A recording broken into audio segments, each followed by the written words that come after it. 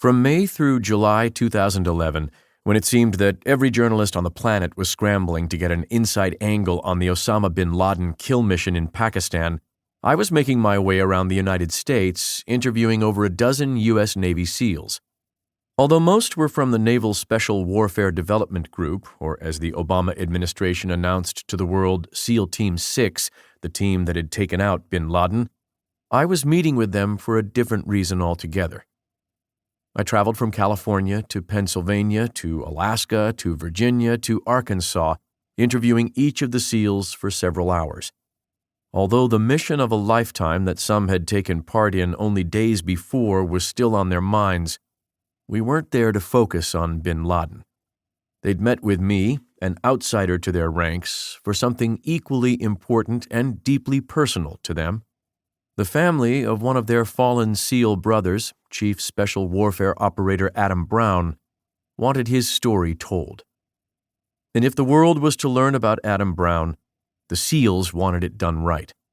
As one of the men, Thomas Ratzlaff, humbly said to me while we stood in the rain watching the muddy currents of the Copper River flow through the Alaskan wilderness, Adam is the one SEAL from our command whose story absolutely deserves a book.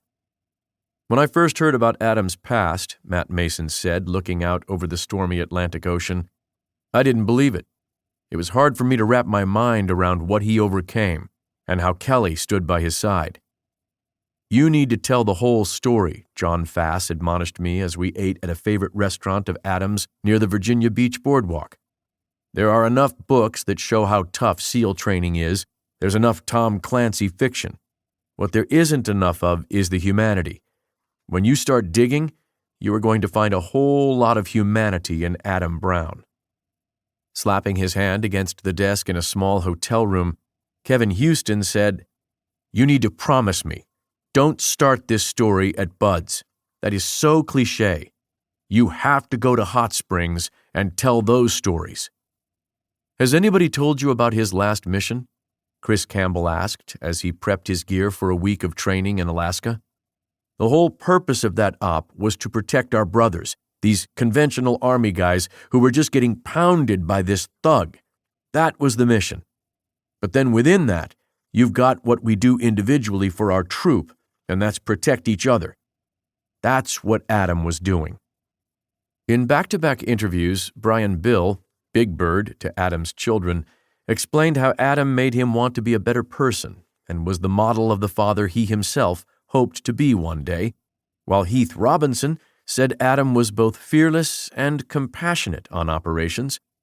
Adam was the first to volunteer to go through that black hole, a breached doorway into an enemy building, the first to help carry an Afghan's load, and the first to sit down and try to calm women and children after a raid.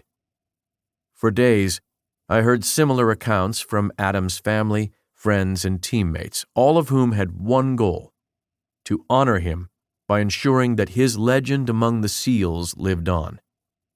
Since many of the SEALs from Adam's squadron were about to embark on yet another rotation into Afghanistan, they wanted to speak with me sooner rather than later.